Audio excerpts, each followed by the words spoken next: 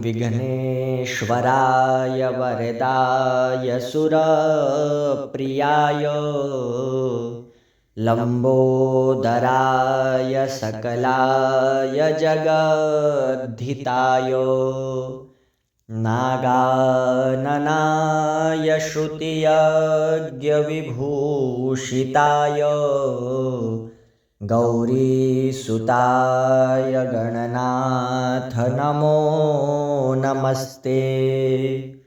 ॐ भक्तार्तिनाशनपराय गणेश्वराय सर्वेश्वराय सुभदाय सुरेश्वराय विद्याधराय विकटाय च वामनाय भक्तप्रसन्नवरदाय नमो नमस्ते।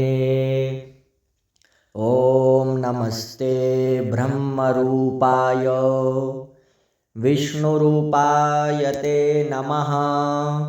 नमस्ते रुद्ररूपाय करिरूपाय ते नमः। विश्वरूपस्वरूपाय नमस्ते ब्रह्मचारिणे भक्तप्रियाय देवाय नमस्तुभ्यं विनायक नमस्तुभ्यं विनायक।